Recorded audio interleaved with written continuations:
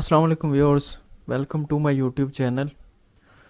हम PPSC lecturer mathematics का paper discuss कर रहे थे 2022 का। First 40 question and 20 general question जो है, जनरल नॉलेज क्वेश्चन हमने पहले डिस्कस कर लिए थे। आज क्वेश्चन नंबर 41 है हमारे पास। Summation 1 to infinity n+1/3 n+1 is. अब इसका बताना था कि ये कन्वर्ज करता है, तो किसको कन्वर्ज करता है या डाइवर्जेंट है, क्या है। तो लेट करते हैं कि हमारे पास जो ए एन है वो क्या है, n+1/3n+1। ठीक है।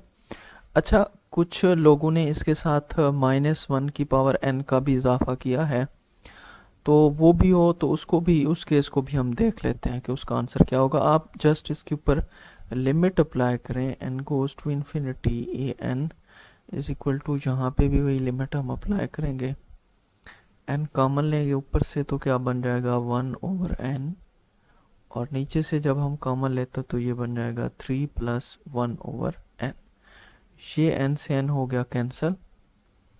तो अब लिमिट जब अप्लाई करेंगे तो ये ज़ीरो, आंसर हमारे पास क्या आएगा 1/3 which is not equal to 0।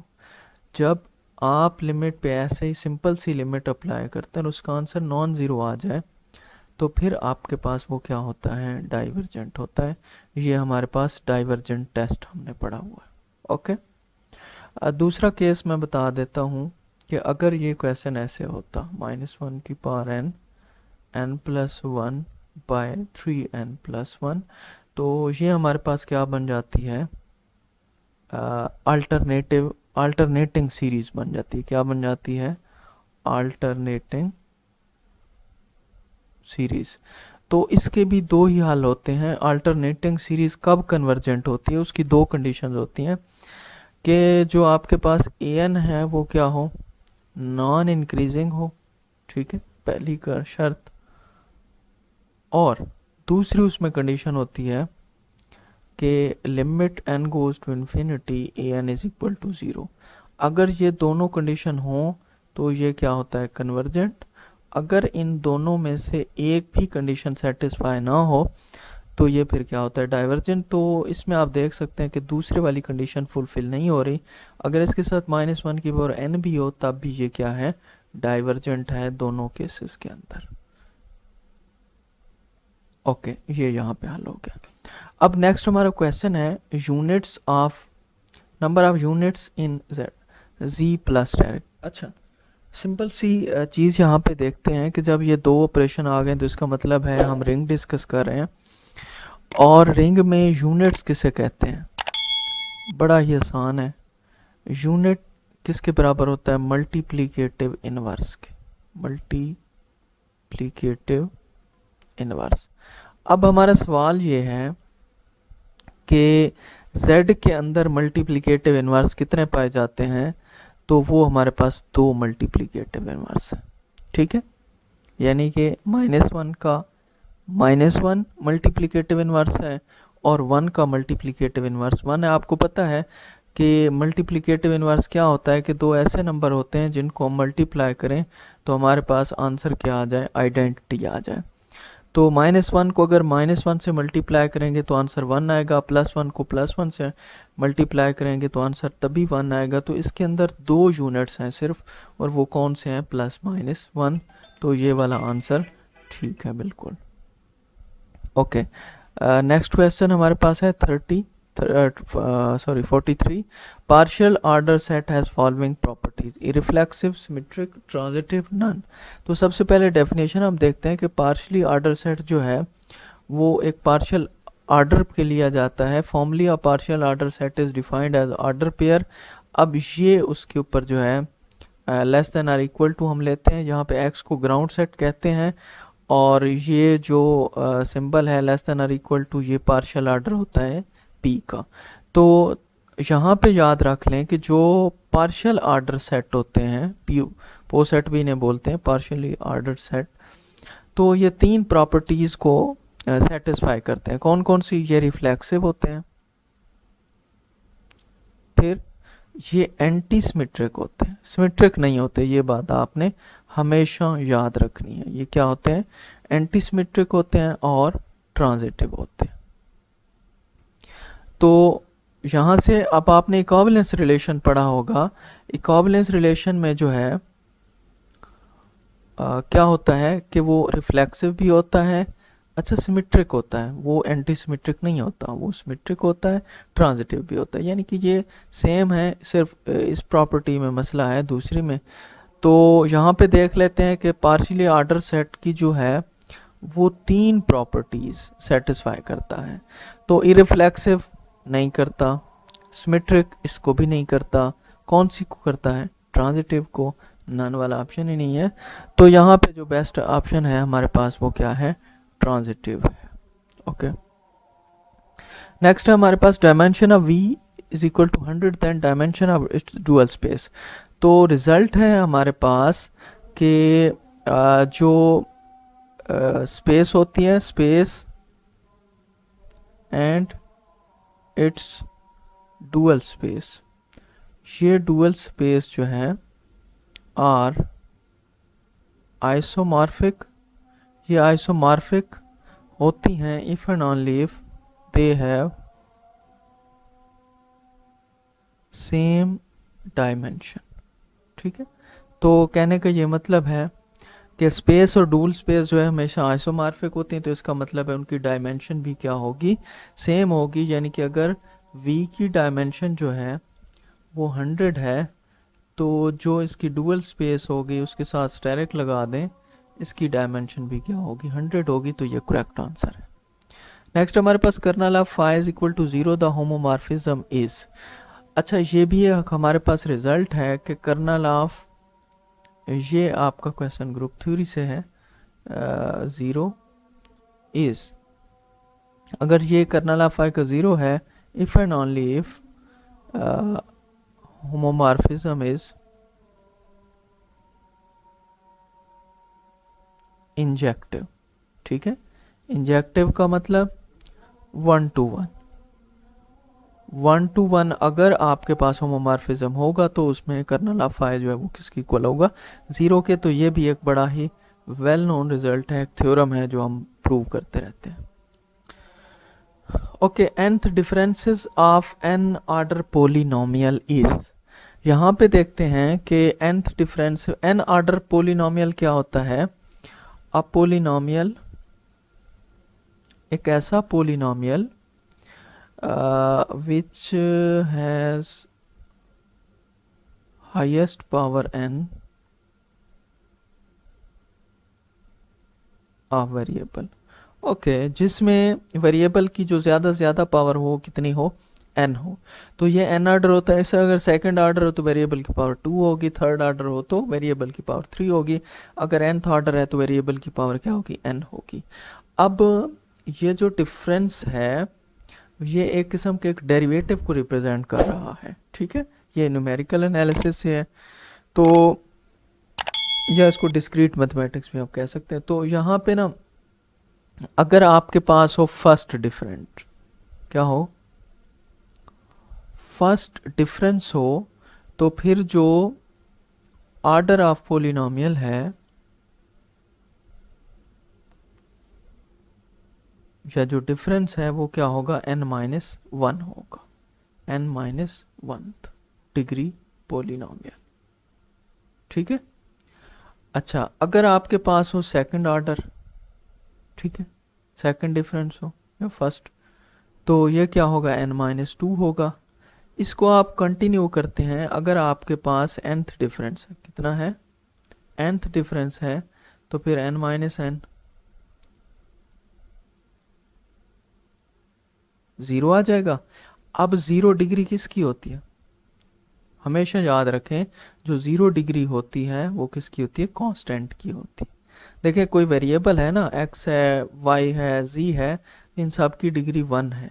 0 degree किसकी होती है? कांस्टेंट की होती है। तो इसका करेक्ट आंसर जो है वो क्या है? कांस्टेंट है।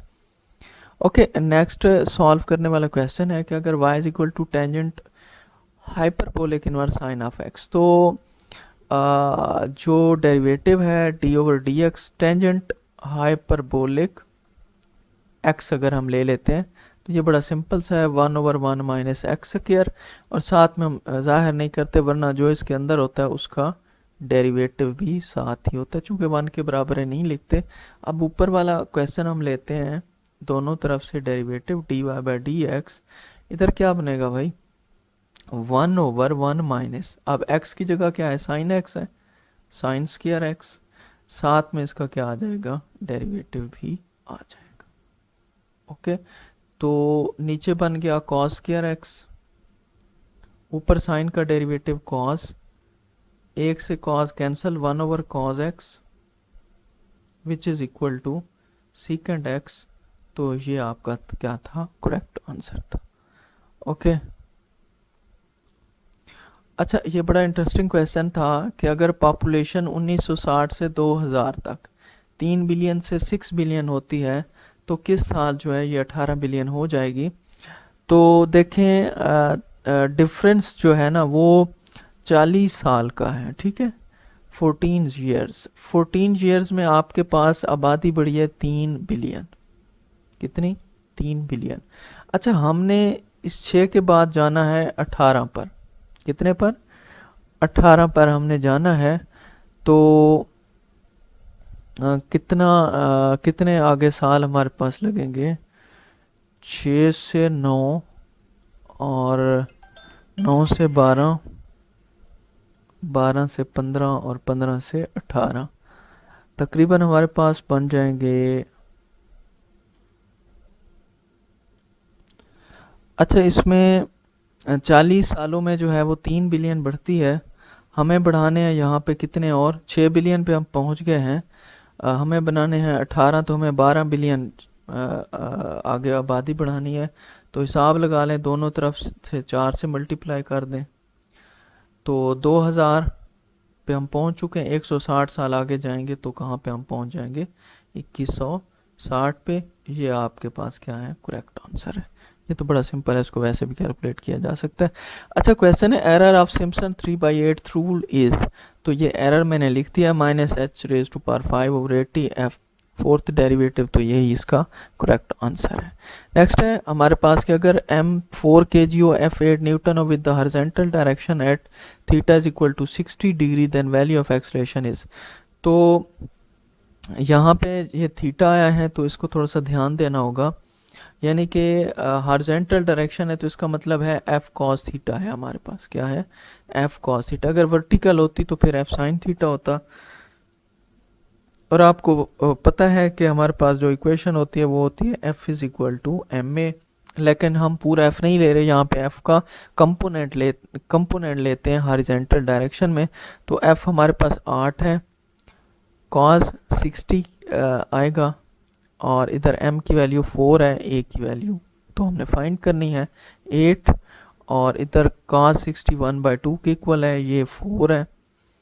तो ओके इस साइड पे भी 4 बच गया, इस साइड पे भी 4, तो a की वैल्यू क्या आ गई 1 आ गई, ठीक है। तो हमारे पास जो करेक्ट आंसर है वो क्या है 1 है। ये सेकंड लॉ है जनाब न्यूटन का जो हमने लगाया है, लेकिन चूंकि उसने डायरेक्शन बता दी तो हॉरिजॉन्टल डायरेक्शन हमने cos थीटा लिया, वर्टिकल डायरेक्शन होती तो हम sin थीटा लेते। अच्छा ये बड़ा आसान सा सवाल है, 68 की जो है ना वो पावर 1/3, ठीक है, इसे और सिंप्लीफाई करके लिख, तो ये तो इसको आप बेशक कैलकुलेटर से कैलकुलेट कर लें, इसका आंसर आता है 5.08। तो ये क्लोज किसके हैं 5 के, आसान था। Okay angle between diagonal and x axis of the cube. अच्छा यहाँ पे देख लें मैंने क्यूब बनाया हुआ है, और ये बात पहले समझ लें कि यहाँ पे एंगल 90 है। अगर मैं इसका लेता हूँ diagonal, okay okay okay okay ठीक है, तो डायगोनल बिल्कुल मिड से होता है, तो यहाँ पे एंगल कितना बन जाएगा 45 बन जाएगा। टोटल 90 था, ये उसको बाइसेक्ट करता है, तो ये एंगल कितना है 45 है। अब एंगल हमने इसके अगेंस्ट और इसके अगेंस्ट मालूम करना है, 45 है, तो 45 यहाँ पे किसका आंसर है, यहाँ से आप थीटा की वैल्यू निकालें। तो यहाँ से अगर हम निकालते हैं, ओके यहाँ से थीटा की वैल्यू आ जाएगी, ओके अभी हम पढ़ रहे थे 60 डिग्री, यहाँ से थीटा की वैल्यू आ जाएगी ओके 45 डिग्री, यहाँ से थीटा की वैल्यू 30 डिग्री, यहाँ पे थीटा की वैल्यू क्या आ जाएगी 0। तो हमारे पास कौन सा आंसर है, 45 डिग्री है ना। तो हमारे पास जो करेक्ट आंसर है वो ये आएगा, ठीक है। ये वाला एंगल बन रहा है एक्स एक्सेस के साथ और इस डायगोनल के साथ। अच्छा नेक्स्ट है let A belongs to at M is the greatest number in the A so. अब देख लें कि ए भी स्मॉल ए भी ए में है और m जो है वो सबसे बड़ा नंबर है a में, तो फिर a हमेशा क्या होगा, छोटा होगा m से, क्योंकि m जो है वो सबसे बड़ा है। तो इसका जो है करेक्ट आंसर ये होगा। अच्छा ये भी बड़ा ट्रिकी क्वेश्चन था कि अगर एवरेज हाइट 25 स्टूडेंट्स की 4.4 फीट है, एवरेज हाइट उसने बताया, if one more students with height 5.7 feet then new averages. तो सबसे पहले हम लेट करते हैं कि जो हमारे पास टोटल हाइट बनी थी वो x थी, और उसके ऊपर हमने यानी कि 25 बंदों की जब हाइट थी उसको जमा किया तो x थी, तो इसकी जब हमने एवरेज ली तो वो 4.4 फुट बनी, ठीक है। तो यहाँ से x की वैल्यू फाइंड कर लें, ये बन गई 110। अब क्या करना है, ये हमारे पास टोटल थी, अब एक और बंदा जो ऐड हुआ है उसकी कितनी है 5.7, तो टोटल अब जो बन जाएगी वो बन जाएगी 11 plus 5.7 which is equal to 115.7। अब देखें अब टोटल एक और शामिल हुआ है, पहले 25 थे, अब बंदे कितने हो गए हैं 26। तो इसकी जो एवरेज है वो क्या होगी 115.7 बटा 26। तो इसका आंसर क्या है 4.5 फीट, 4.45 फीट, ठीक है। तो ये वाला आंसर जो है इसका क्या था, करेक्ट आंसर था। ओके नेक्स्ट हमारे पास the method use to find at least one series solution about the singular point. तो ये क्या है, फ्रोबेनियस मेथड है, जिसकी मदद से हम क्या करते हैं, सिंगुलर पॉइंट के गिर्द वन सीरीज सोल्यूशन फाइंड करते हैं। ओके नेक्स्ट है हमारे पास के कॉस थीटा के एक्स के ओवर के इज, तो ये मोइनर मेथड है, यही इसका जो है करेक्ट आंसर है, बाकी इसके आंसर नहीं है। ओके ये मेथड जो है ना ये आप देख सकते हैं। नेक्स्ट है हमारे पास solution of Bessel equation in the form of, तो बेसल इक्वेशन का जो सोल्यूशन है वो लीनियरली डिपेंडेंट भी हो सकता है और इंडिपेंडेंट भी हो सकता है, इसलिए करेक्ट आंसर जो है वो क्या है, सी है। आज हमने इंशाल्लाह जो है ना 60 क्वेश्चन कंप्लीट कर लिए हैं, सिर्फ 20 क्वेश्चन रहते हैं। मैं कोशिश करूँगा कि अपनी नेक्स्ट वीडियो में उनको भी अच्छी तरह सॉल्व करके आप तक पहुँचाऊँगी। मिलेंगे नेक्स्ट वीडियो में, दुआओं में याद रखिएगा, तब तक के लिए अल्लाह हाफिज़।